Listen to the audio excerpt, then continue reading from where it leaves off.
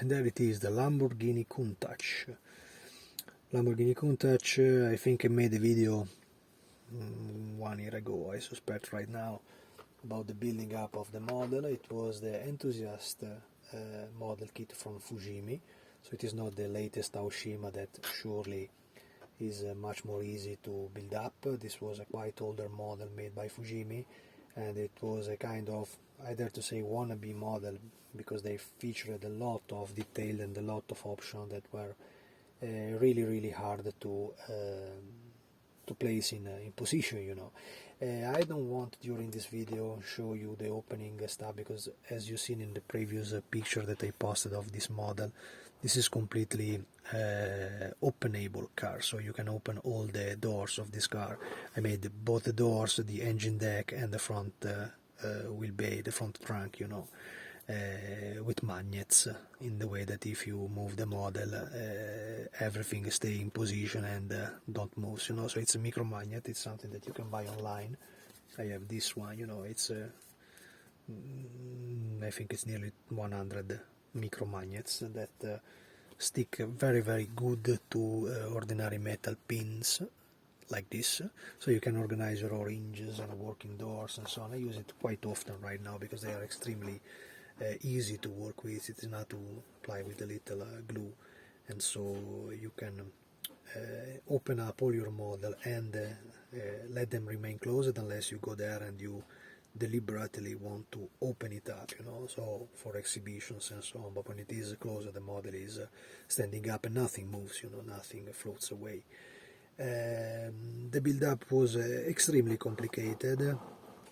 A notice that another guy pointed out on my Facebook pages was that Fujimi made in their typical way the closure of the model. So when you are nearly there with the finished model, the outside body completely painted, the inner part detailed and so on, they want you to scramble a little the body and to squeeze the part to make them fit together, and in my opinion that is absolutely nasty to do. So usually what do I do? I found the same solution in this model as well as in the GT40 was the same, and in many other models from Fujimi. So basically what did they do was simply to cut out the chassis and divide it in two parts in the way that you can fit them. You see, cracks like nothing because the door is, now it's open, so let's show it.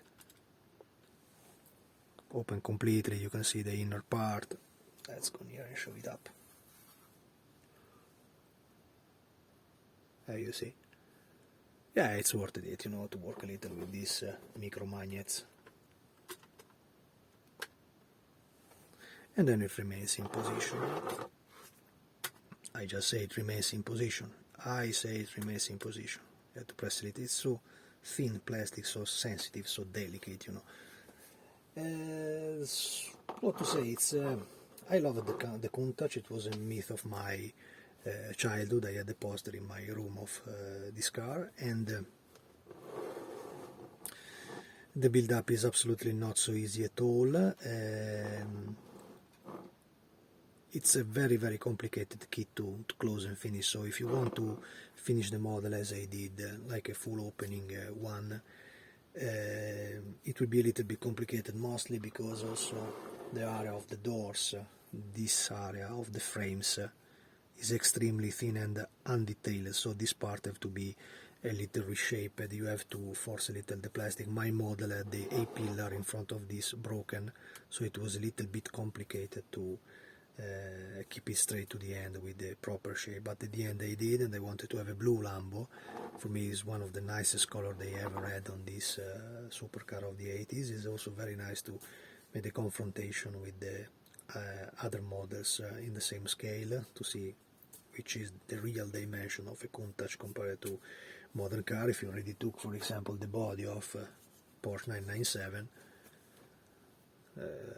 it's much bigger, much more chubby, much more big than the countach. And at the time, if you see a countach on the road, she was absolutely mighty and wide and big and large car, you know. I wanted to have it in my collection. I like it so much, the line, the shape, Marcello Gandini design, and this icon, even if I usually never build up street cars, I just build up racers, but in some particular cases like this Lamborghini, like Meyer WB, and some special Ferrari, I also build up this kind of model, even if it is not my cup of tea. That's it. Enjoy it if you can. I know that there is guys that try already 2-3 times to close this model, and they had the hell to try to do it. My best suggestion is to take the Aoshima kit, or Oshima, whatever kit, that is much more newer and much more precise in the fitting and the assembly, because it's a fresher model. It's a model made 2 years ago, so it's not something that is belonging from the 90s like this countach enthusiast model was. And even if you have this one, it is not so impossible to do in the same way that I did here. So just take your time, relax, chill out, and try to not to become stressed and nervous, because the plastic is also very, very thin. You know, it's extremely sensitive to work with stuff that simply crack in the ends and so on. So when I show the picture of the opened model, I have to organize a little bit pins and so on, because the doors already have been provided, I think, by Fujimi with a long metal structure that goes inside the door to let them remain open. You know, like I showed that before, when you open the door, I can make it on the side. When you open the door, you know, the door is meant to remain up this way with this. I hope that you can see that in. Let's see if I can come closer to show you.